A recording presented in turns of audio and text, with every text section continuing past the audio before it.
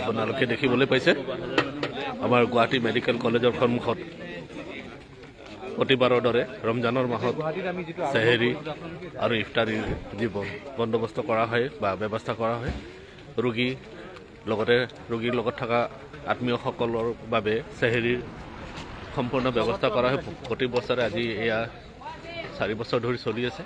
এয়া দীঘলীয়া শাৰী দেখা পাইছে আপোনালোকে মানুহৰ এনেদৰে চেহেৰিত আহে, লগতে ইফতাৰীও ইয়াতে হয়।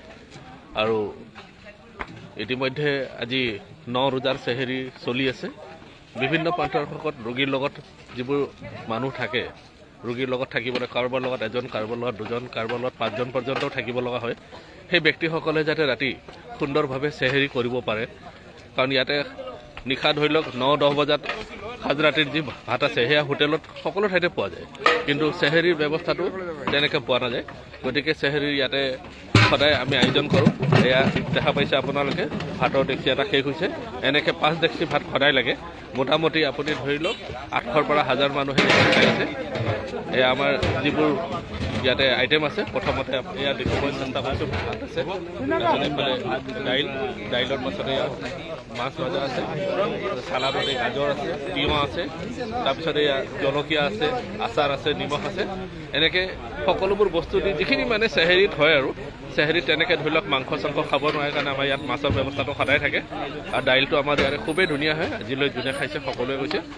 আৰু আমি এই যে প্ৰয়াস কৰি আছোঁ, এই প্ৰয়াসটোত আপোনালোকৰ মানে বিহাইণ্ড দ্য চিন থাকি আমাক যিখিনি সহায় সহযোগ কৰি আছে তাৰ বাবে আপোনালোকক সদায় ধন্যবাদ জনাওঁ। আপোনালোকে উৎসাহ দি আছে, টকা পইচাৰেও সহায় সহযোগ কৰি আছে। গতিকে আপোনালোকৰ এই সহযোগ আৰু সহায় অবিহনে আমাৰ এই অনুষ্ঠান বা আমাৰ এই কাৰ্যক্ৰমটো চলাই নিয়াটো হয়তো সদায় সম্ভৱ নাছিল। কিন্তু অনাগত ভৱিষ্যততো আপোনালোকে এনেদৰে আমাক সদায় সহায় সহযোগ কৰিব বুলি আশা ৰাখিছোঁ। লগতে বিচাৰিছোঁ যদি কোনোবাই সহযোগ যদি কৰিবও নোৱাৰে, যাতে আমাৰ কাৰণে খাছ কৰি দোৱা কৰে। লগতে ৰোগীৰ অভিভাৱকসকল যিসকল ইয়াতে থাকে তেওঁলোকৰ কাৰণেও দোৱা কৰিব। আৰু ৰোগীসকল যাতে সোনকালে আৰোগ্য হয়, ঈদৰ আগে আগে তেওঁলোকে নিজ নিজ ঘৰলৈ যাব পাৰে, তাৰ কাৰণে দোৱা কৰিব। এয়া দেখিবলৈ পাইছে একদম মই শেষৰ ফালৰ পৰা দেখুৱাইছোঁ। প্ৰথমতে এয়া শেষৰ আইটেমটো হ'ল নিমখ, তাৰ লগতে এয়া আচাৰ আছে, জলকীয়া আছে। জলকীয়াৰ পাছত এইফালে আপোনালোকে দেখিবলৈ পাইছে তিয়ঁহ, গাজৰ, চালাড আছে। সেইফালে ভাজা মাছ, তাৰপিছত দাইল, ভাত, এনেকৈ গোটেইখিনি দি আছে। এই আটাইবোৰ যোগাৰ ধৰিবলৈ প্ৰায় ৰাতি 10 বজাৰ পৰাই আৰম্ভ কৰিব লগা হয় বনোৱা সিজোৱা। আমাৰ যিজন ৰান্ধনি আছে মিষ্টাৰ নিপেন, তেওঁৱে আজি গোটেই 4টা বছৰ ধৰি পেলাই ইয়াতে ৰন্ধা বঢ়া কৰি আহি আছে। আপোনালোকক আটাইলৈ ধন্যবাদ জনাইছোঁ যে আমাৰ এই অনুষ্ঠান চাই পেলাই আমাক যি আপোনালোকে কমেণ্ট কৰে আৰু সহায় সহযোগ কৰে, তাৰ বাবে ধন্যবাদ জনাইছোঁ। আৰু আপোনালোকে এই লাইভবিলাক চাই পেলাই এই অনুষ্ঠানটোৰ কাৰণে অকণমান শ্বেয়াৰ কৰিব, যাতে আপুনি শ্বেয়াৰ কৰাৰ বিনিময়ত কোনোবা এজন মানুহ হয়তো জাকাতৰ ফিতৰাটো বোধহয় নচলিব, কিন্তু জাকাতৰ পইচা বা অন্য যেনেকুৱা আপোনাৰ বহুত আছে ন, জাকাত আছে ধৰি লওক, আৰু কোনোবাই ৰমজান মাহত এক্সট্ৰা দান খাইৰাত কৰিব বিচাৰে, তাৰে কিছু অংশৰ এটা পাৰ্চেণ্টো যদি পইচা ইয়ালৈ পঠিয়ায়, তেতিয়াহ'লে আমাৰ হয়তো মানুহখিনিক আকৌ আৰু এটা আইটেম হয়তো বঢ়াই দিব পাৰোঁ। আৰু মানুহৰ সংখ্যা বাঢ়ি আহি আছে, কাৰণ লাহে লাহে মানুহবিলাকে গম পায় যেতিয়া ৰাতি চেহেৰি লৈ যায়, কাষৰ মানুহবিলাকে সোধে ইয়াতে চেহেৰি দিয়ে নেকি। তেতিয়া যেতিয়া মানুহবিলাক লাহে লাহে বাঢ়ি আহে। আজি ধৰি লওক নতুনকৈ পেচেণ্ট যিবিলাক কোনোবা যদি এডমিট হয়, তেওঁলোকে গমেই নাপায় যে ইয়াত চেহেৰি দি আছে। কিন্তু যেতিয়া মানুহে ৰাতি ভাত লৈ যায়, তেতিয়া গম পায় যে ইয়াত চেহেৰি দিছে। কালি সেইখিনি মানুহ আকৌ এড হয়।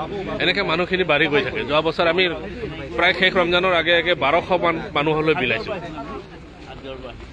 গতিকে এইয়া আমাৰ ইয়াতে আজি বাহিৰৰ পৰাও মানুহ আহি পেলাই আমাৰ লগত ইয়াত সহায় সহযোগ কৰি আছে। যিসকলে বিলাই আছে তাৰ মাজত আপোনালোকে 3গৰাকী মহিলাক দেখিবলৈ পাইছে। 3গৰাকী মহিলা আছে, বাকী আমাৰ পুৰুষ যিসকল আছে তেওঁলোকতো সদায় আছে। আৰু এই ভাতত অলৰেডি ইতিমধ্যে আপোনালোকক দেখুৱাইছিলোঁ, 1 হাণ্ডি ভাত শেষ হৈছে, 2য় হাণ্ডি চলি আছে, 3য় হাণ্ডি আহি আকৌ ইয়াত পাইছেহি ভাত। ইয়াত আপোনালোকে এনেদৰে সদায় চাই থাকিব আৰু আমাক সহায় সহযোগ কৰিব আৰু দোৱা কৰিব। আৰু বেছি নহয়, যদি কোনোবাই 10 টকা এটা দিব মন যায়, নিশ্চয় আপোনালোকে আগবঢ়াব।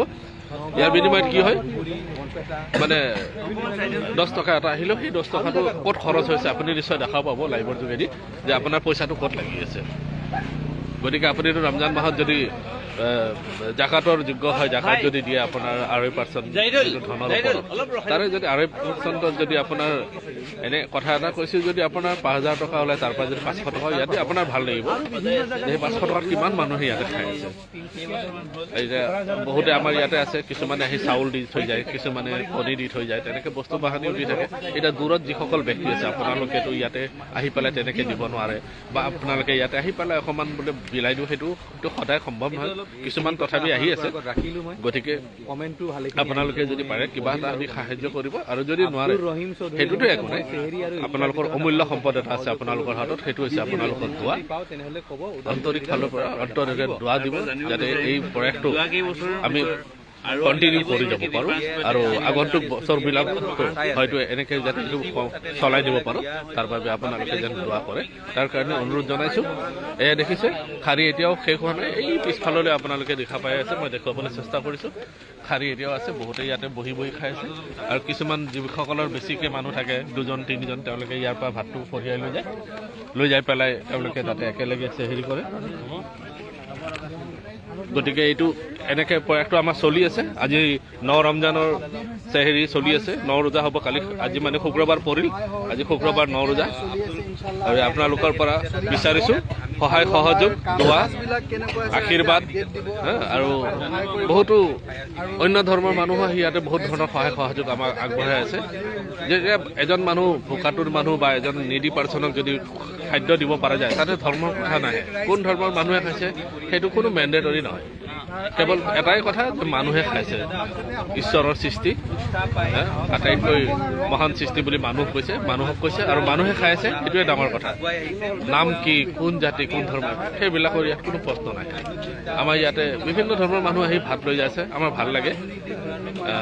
নাগৰিজুলিৰ পৰা এগৰাকী মহিলা কালি পাইছিলোঁ, আহি এডমিট হৈছিল। মই কৈছোঁ যে আপোনালোকে ইয়াতে এইকেইদিন যিমান দিন আছে, এটলিষ্ট আমাৰতো আৰু ধৰি লওক 21 দিনমান ৰমজান বাকী আছে, যিমান দিন ইয়াতে দিছে আপোনালোকে ৰাতি ইয়াৰ পৰাই ভাত। আজিও আহিছিল মানুহগৰাকী, খুবেই ভাল লাগিছে। এইফালে আৰু লাইভ চলি আছে, আমাৰ আবিদ ভাই লাইভ কৰি আছে।